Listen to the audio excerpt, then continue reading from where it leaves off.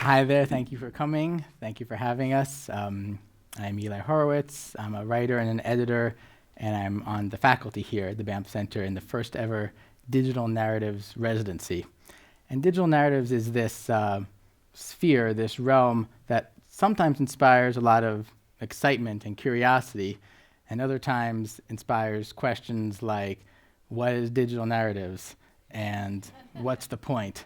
And those are fair questions, definitely.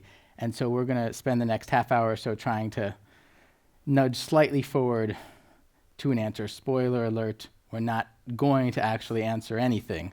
But maybe with our collective enthusiasm and curiosity, we can sort of move towards some meager answers. Helping us in this quest is first to my immediate left, Andrew Leland. Andrew was the managing editor of The Believer magazine for about 8 years. He also created multimedia projects for the Oakland Museum of California. He's the host and co-producer of the popular podcast The Organist, which is a collaboration between McSweeny's Publishing and KCRW, the Los Angeles public radio station. And he also now teaches in the University of Missouri Graduate School of Journalism. Thank you for coming. Thanks for having me. And to the far side, we have Jorge Just. Jorge was a writer and producer at This American Life, creating audio journeys. He also created apps for UNICEF and helped bands develop collaborative relationships with their audiences. And now he's part of this exciting new startup called Detour, which is reimagining the audio tour and what it could be and what it will be soon. So I want to start actually with that. I'm really curious about Detour and how it's based in your previous experiences. In a way, it sounds like what you were working on at This American Life, but how is the new form opening up new possibilities in that? Detour is a new company. It's a startup, and it's a technology company, first and foremost.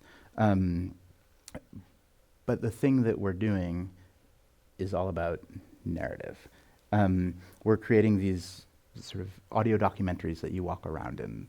The phone knows your location, but instead of tracking you and sending that information to the government, it uses it to play music and audio voiceover and stories based on about the place that you're in. And the experience for me, so what I do there is I create these stories. I think about how to create these experiences and do that storytelling. And can you give some real just brief examples of what a few of the early stories have been, where they've been set and what they've talked about? Sure. So we're starting in San Francisco in the Bay Area. We've done one in Austin, which was a collaboration with a radio program called Radio Lab.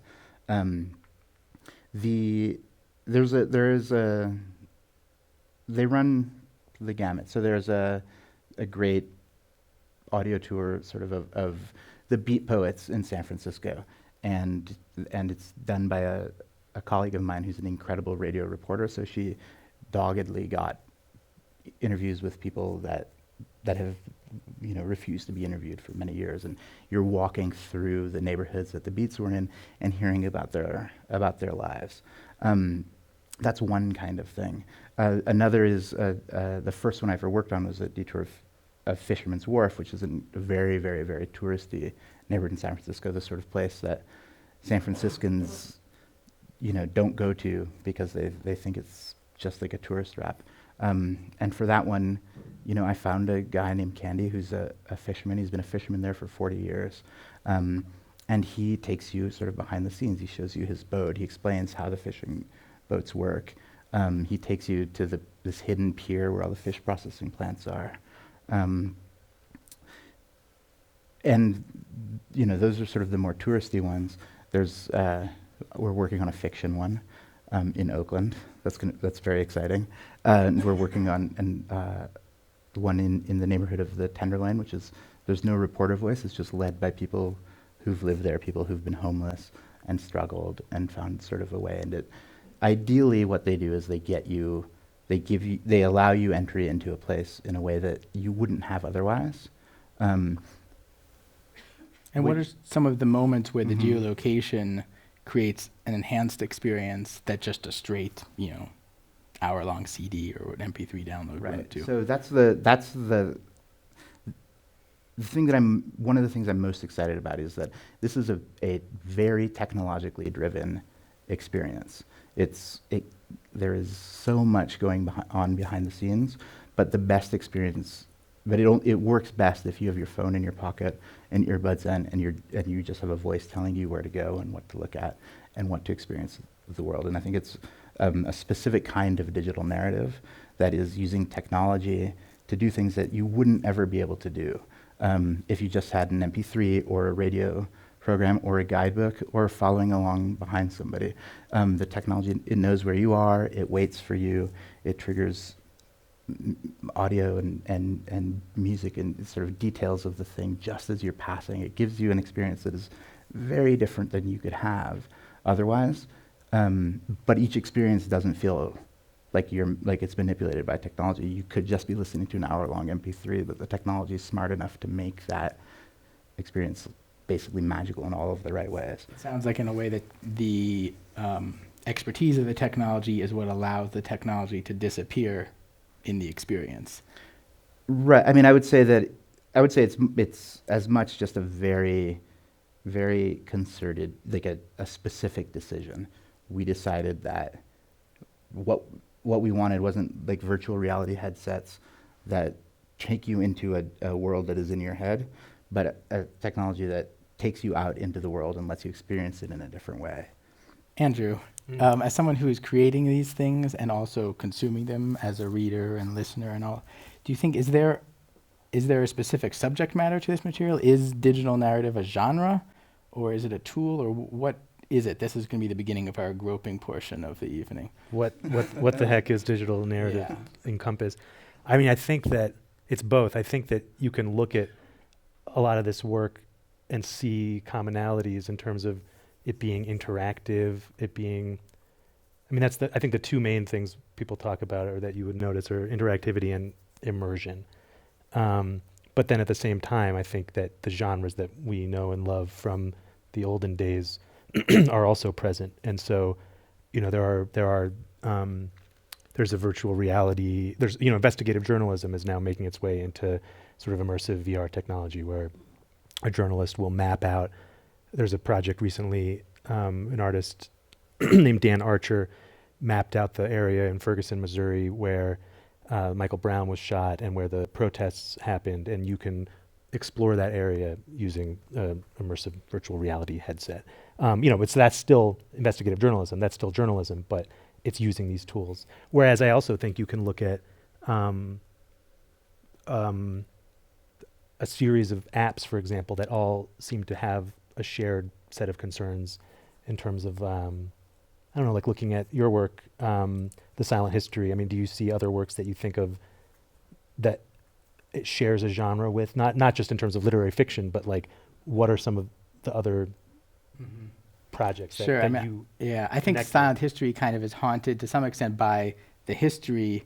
I'm going to interrupt you just for a moment. Uh-huh. Will you, for people who haven't come across it, just explain what the silent history is? Sure. The silent history was a digital novel that I worked on with Russell Quinn and Matthew Derby and Kevin Moffat, and it was a long sort of near future novel told as an oral history that came out as a daily serialization over 6 months as an app on the iPhone and iPad, and then also had tangential elements of the story that were geolocated, site-specific, and could only be read when you were at that location, and not as hopefully not as a gimmick or as an unlocking thing, but rather as material that could only really be understood when read in that location, creating a walking tour of the fictional world using the physical world as the material of it.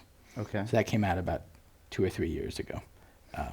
And what was the benefit of being in a place and reading like this one? When it worked, it was really transformative because there was elements, as I bet you're finding with the audio tours too.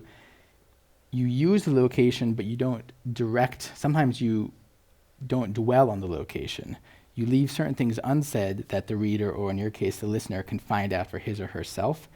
And that almost creates two different streams of information. There's the text that's being told to you, and then there's the things you're seeing. You're noticing the mountain over there, the river down there, the window over here.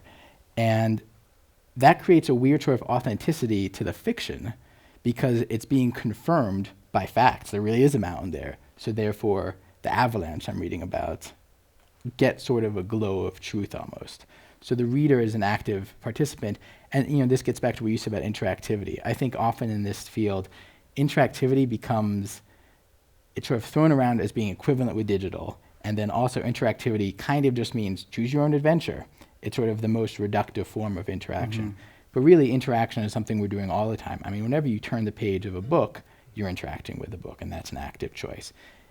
You're certainly immersed in it as well. Right, and it's certainly immersive. It's essentially a VR goggle that you're just putting down here.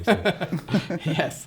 And so in the case of the field reports and the silent history, these site-specific things, you're interacting by you also have to actively pursue information from your environment at the same time as you're sort of semi-passively, receiving the words on the page or on the screen. And that was something that was really important to us, and that's why we didn't want to fake it ever. We didn't want to just show the pictures of the location, because that's another presentational device that doesn't require sort of the reader's detective work. Was there a similar impulse with the daily serialization of releasing it in sort of not piecemeal, but not all at once? I mean, it seems like there's some of it is putting up sort of a constructing an authorial barrier to, creating guidelines or structures so that people have to consume it in a very specific way. Initially it was just because we could. Mm-hmm. It was because this was a possibility put forth by the devices. I come from a traditional publishing background. If I wanted to do a daily serialization, I don't know how I would be knocking on a lot of doors and having a very early paper route or something. Mm-hmm. So this was just an opportunity presented by the device and by the technology. But then it became a real productive force in the narrative. It forced us to think of the text in a way that would be rewarding in small chunks and on a daily basis that we couldn't kind of dwell on. Of course, you talked about sort of controlling the reader. As it happened, we had a very clear sense of what the reader would be doing. They'd be waiting there every morning by their phone for it to become available, reading it very eagerly, talking with their friends, dying of anticipation, and the next morning doing it all over. There were definitely 6 or 7 people whom that was true for.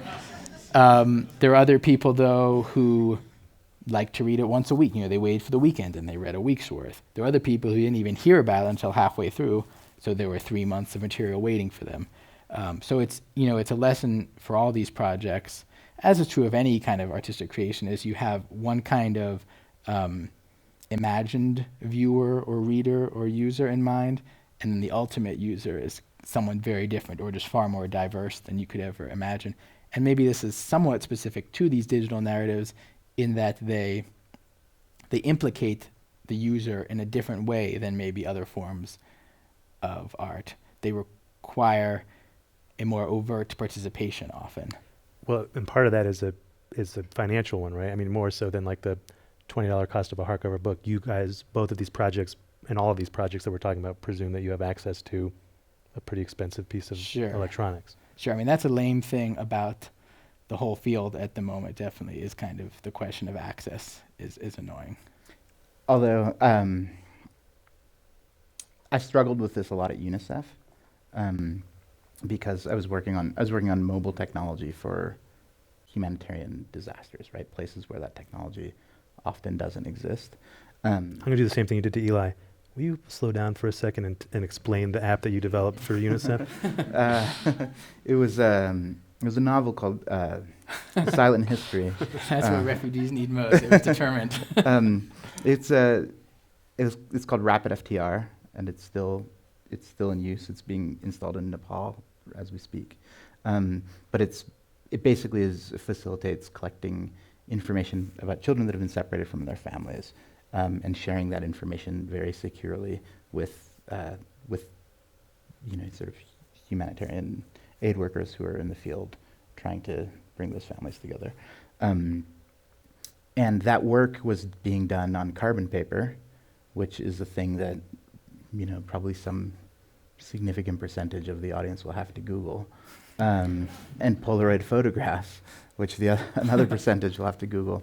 But it's basically like very, it's the most basic technology, and it makes sense because you're going into places where that technology exists. But the problem is that if you're on the side of a refugee camp, that's a day's walk from the other side of the refugee camp, you may as well be, in another country.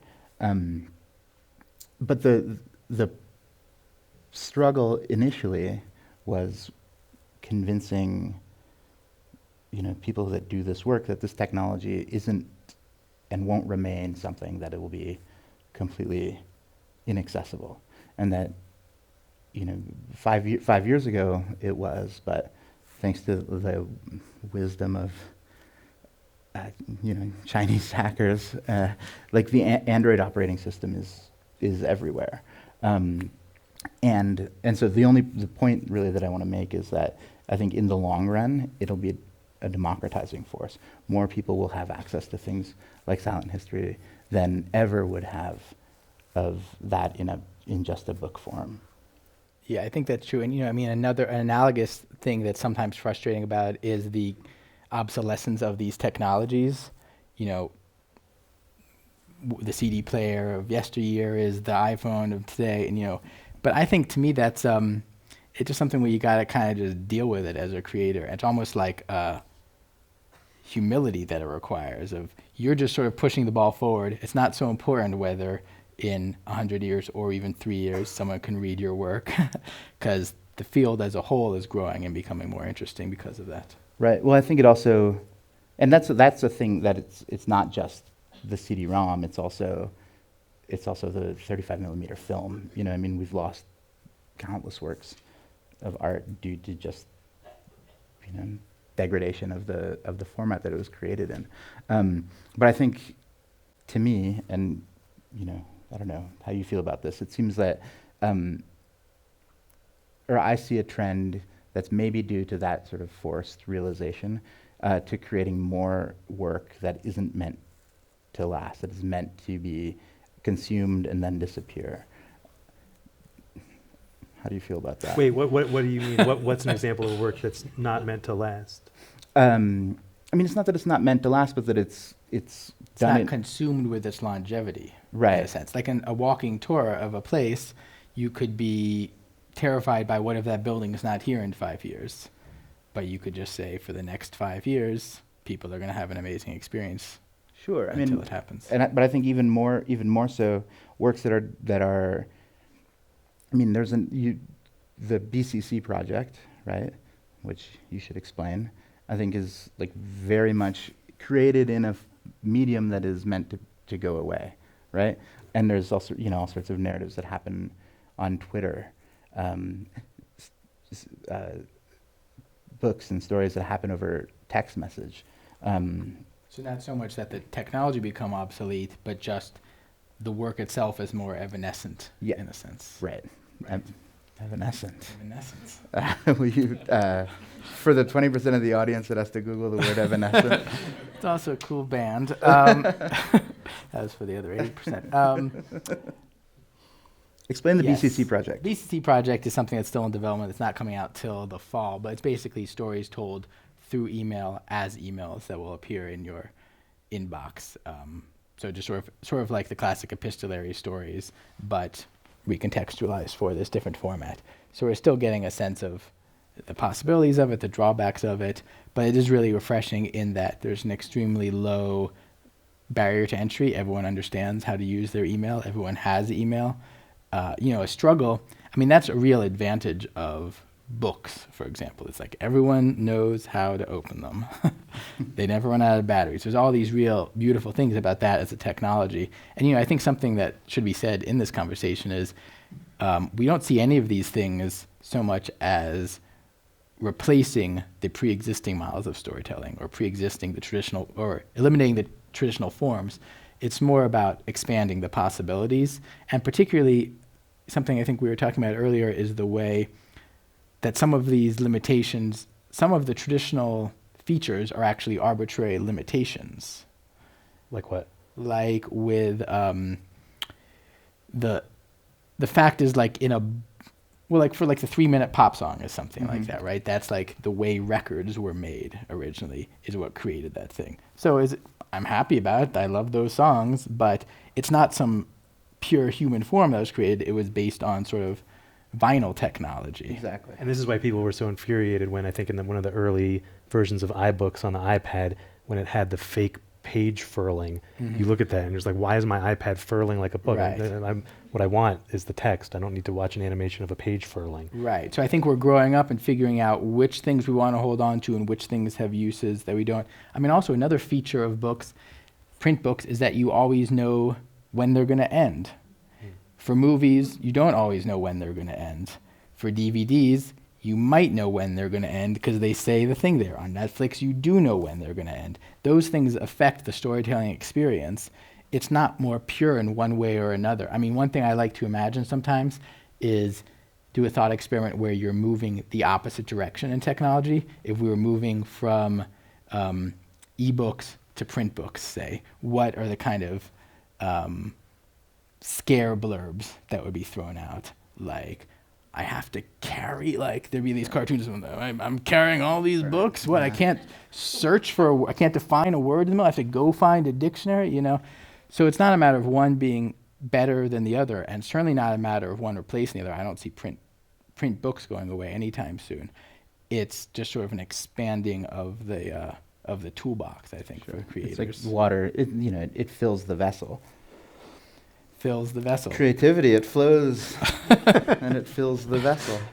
I think I like making an artistic analog to your project with UNICEF, where as an artist, is there an artistic situation where you need to get from one side to the other of a refugee camp in a day, so to speak? You know, like using the technology to solve a particular problem rather than just saying, hey, we got some pretty groovy technology, let's play with it. Which is ironically the way that those innovations sometimes happen, is people are just playing around with it. So I also don't like the opposite, stern digital narrative scholars who say, and I think as a critic, it's tempting to say, don't just play with this technology for the sake of playing with it, while at the same time, I think you have to acknowledge that that's how it moves forward, is by playing with it. Yeah, I think there's a division there between the inspiration for the ideas and the underlying actual justification for its existence.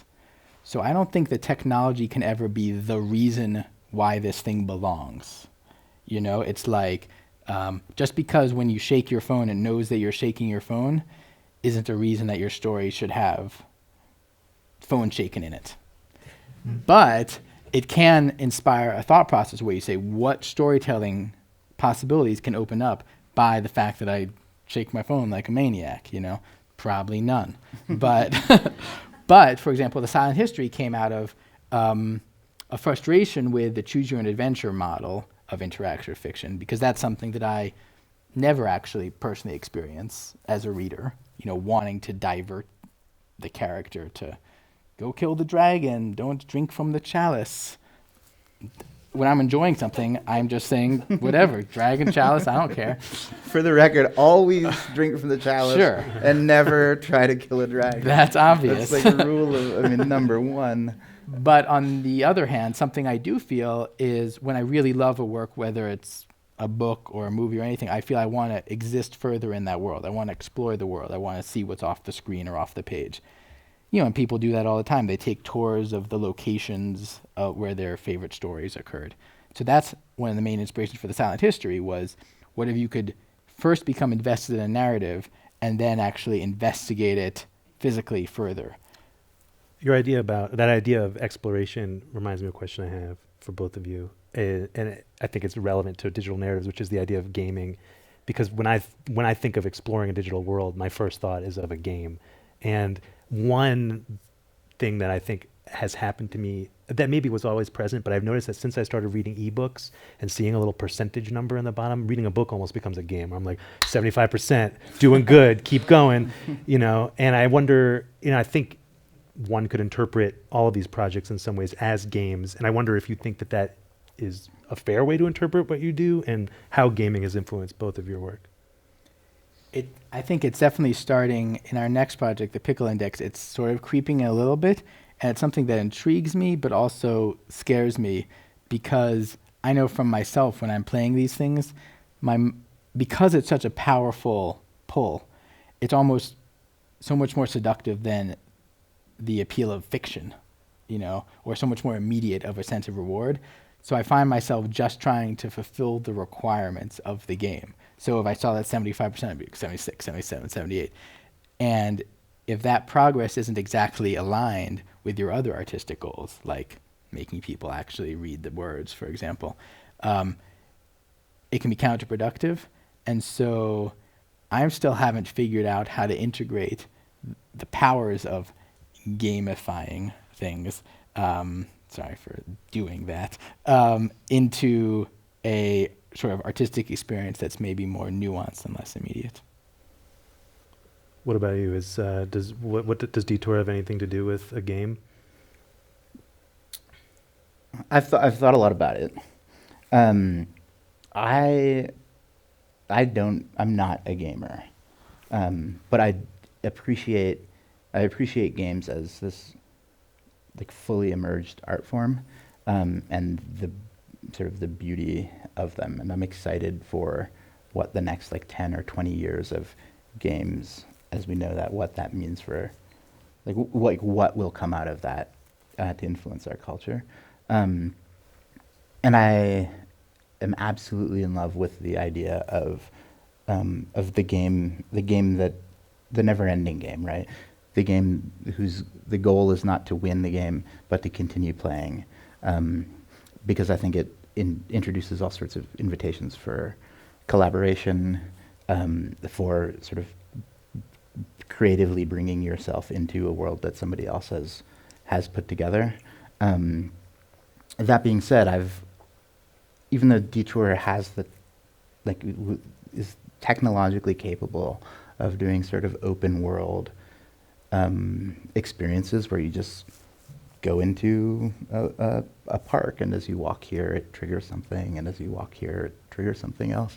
We've been pretty adamant, not adamant's the wrong word, but made a decision to stay away from that for now, because there's so much to learn, and it's about creating sort of narratives and helping people get sort of from one place to another. I think that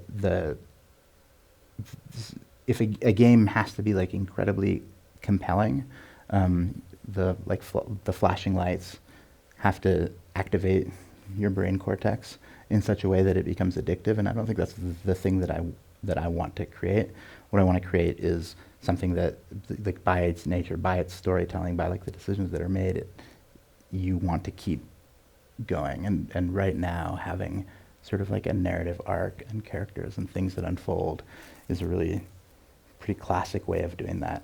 And once we've learned that, and perfected that and figured out all the things that we want to figure out about how to do that, I think we'll start exploring ideas that are more game-like. And this does kind of return us to the earlier conversation about the necessary balance between a sense of possibility, but also a rigor about which opportunities you take advantage of. Just because something can be totally free, non-linear, exploratory, should it be?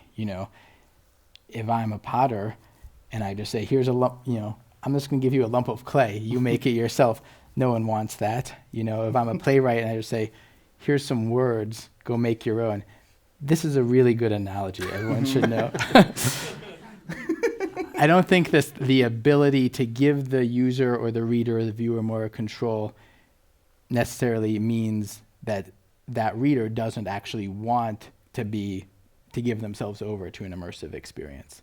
So really being very selective about how you choose to use the interactivity, how you choose to use that flexibility is important. It seems like you're both saying that the more interactive or the more paths your Garden of Forking Paths has, the more of a game it becomes. Is that kind of what you're saying? I mean, I think maybe I'm taking sort of your use of the word game and turning it into something else. I think that, I'll throw this out there, I think that the word game in this moment is a little bit like the word journalism was in the 60s, in terms of it wasn't an art form, and like if you're a journalist, you're not really an artist, and if you're a game designer, you're a game designer, and you go to work in sneakers and make a lot of money, but you're not an artist. And I suspect that as these barriers continue to break down, the distinction between cinema and game and narrative, whatever, it will break down. Yeah, I agree with you. I mean, I disagree with you in that I think that lots of people already consider like game creation an art form. And I think that we've seen lots of examples of that, and we'll continue to see more and more and more. But I don't think everything has to be like fit within that rubric. I mean, there's a detour that I want to do when the technology is available. That's like a first date detour, right? And so you're somebody, maybe you're on a first date with somebody, and you both have your headsets and your devices are connected, and you're walking through a neighborhood. And at certain points, only one of you gets a question. It's that, it's just, if you're having a good time, like take a right. And the other person doesn't hear that. And so you take a right, and that changes the sort of the path dynamically, and the other person later on has the same opportunity. And it's sort of, you're building the experience together. And maybe if both of you are just constantly taking right turns, the detour ends at a really romantic, overlook. And if you're not, that's okay, and it ends by the subway station, But that's like a format of like sort of choose your own adventure, or something where you're interacting with the thing that you're consuming. But it's not totally incumbent upon you to sort of like create the content. You could still have something that unfolds that's fascinating and interesting for people, but lets them drive it in some ways. Right. And a really important larger point about that example, which I hope to utilize, is it's using the technology. I mean, that sounds on one hand like super high tech and crazy and futuristic. On the other hand, Detour in general is just trying to use the technology to make people more outward focused, to make you just put the phone in your pocket, hit play, and then you just walk. And in this case, even beyond that, you're using this digital narrative to help people have better first dates, not in like a weird algorithmic way or gross. There's a lot of gross ways you could do that, but this sounds like a beautiful. You're bringing people to love by right turns. Though I guess they would just keep going around the block. But I guess if you're so in love, but you're still testing that part. Yeah, there's some work to be done.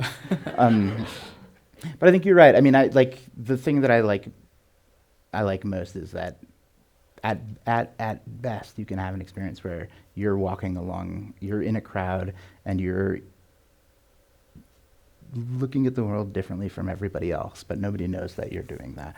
And like all of this technology is being used to connect you to places and to people that you wouldn't be connected to.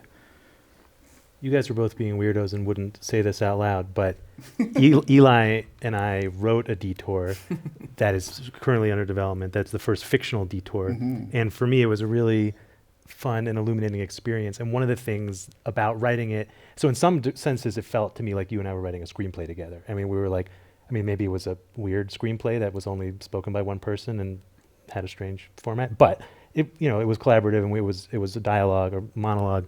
But the thing that we kept running up against, that we're still working on, that I kind of suspect is a hallmark of this, is there's sort of irony of making an interactive artwork, which is that on the one hand, you're giving the user more freedom, but then what that brings is this intense artistic mandate to control them at all costs. Not at all costs, but so writing this thing, the thing we had to keep on doing is finding different ways to say, now turn left. Mm-hmm. And so talk about that as being a digital narrative artist or digital narrativista, and how that your sort of relationship with control and freedom. Yeah, that's definitely, there's no answers there, but that is definitely one of the challenges, is being realistic about the actual person who's experiencing this, and just really being conscious of what you want them to understand, where you want them to be confused, where you want to actually give them a real choice, where you want to just give the impression of freedom. And people will always surprise you. And there is this,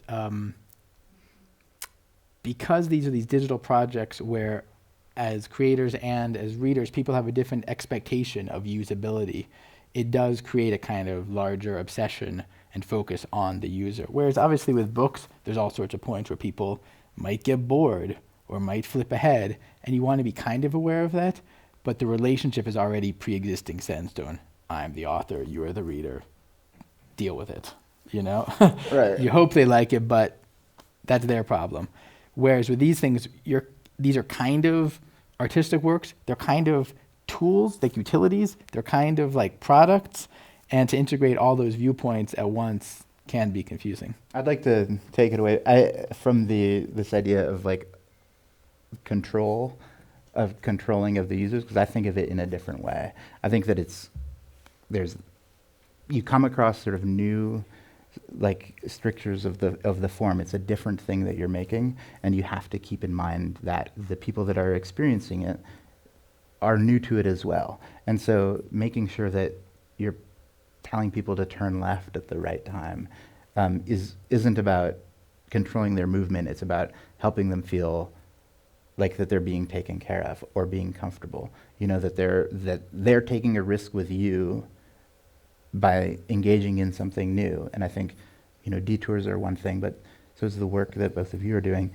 And it makes sense as an author or a creator to keep that in mind, to know that, you know, you don't owe anything to them, but it's nice to create with an understanding that those expectations haven't been formed, and that you should take care of your listeners, help them come to you with like the experiments that you're making. And that's really actually an implicit dialogue that's going on with any creator, any writer, any editor. There's a constant push and pull with the person on the other side, making sure they're coming along with you, but knowing when you can stray a little further from them. And I think that's true of visual artists. That's narrative, whether or not it's digital. Right. And I think a lot of these things do come down, the specific nouns and adjectives can change in this digital narrative realm, but the basic concerns are still all present. It just makes some of them more blatant. And so we sort of have to revisit questions that earlier forms have kind of fully digested and almost don't think about at all anymore. Well, leads me to a question that I have for you. Right, because we're talking about sort of like the edge of narrative now, and that's why those questions have to be revisited. But at a certain point, they will be revisited, and the work that you're doing will become more accessible to people as they encounter it. But so, what do you see as like the next frontier after that? What's the next thing that'll happen, that the next sort of work that we'll see that will require those questions to be asked? I would like time travel. If that's an option. It's an option. I'll choose that one then. Yeah. Yeah, I don't really know. I feel like the stage we're at now is where just a lot of creation is necessary. Mm-hmm. Because it's sort of wide open, and also because it's like a technology field, that's kind of it's a little bit limited, because we know what a startup is. A startup is something that makes a lot of money quickly and becomes huge and is for everybody. That's sort of the model that we have in place, particularly coming out of San Francisco. So there's a little bit of a tension there between that and technology projects that aren't. I mean, this is a novel. It's not supposed to be for everyone. So that's a limiting force, but what's really needed now is just to make a lot of things and see what works. Make the geolocated novels, make the stupid shake novels, make the walking tours. I feel so bad for somebody working on a shake novel right now. No, that's going to win, unfortunately. And just see what works. We're still in the early stages, and I feel like we could foster an atmosphere of openness and experimentation, and then maybe in 5 years these things are really proliferating. Or we can sort of let it be controlled by just market forces and distribution networks, and like Apple versus Facebook versus Amazon, and then it could be sort of 50 years till these things happen. They're all going to happen. There's no reason that we're reading a book on our phone, but it somehow works exactly the same as reading it on a bunch of tree pulp. Those aren't the same experience. So possibilities will happen. For now, I'm just excited. We need to try a lot of things and see which things are annoying and which things are exciting. And probably the annoying ones will become the norm. It'll be annoying because it's the counter. Well, eventually. Not true. And then constantly reinvented. Maybe on that note, of annoyance and reinvention. We should bring this to a close. Please thank Andrew, Leland, and Jorge Just, and thank you all for coming.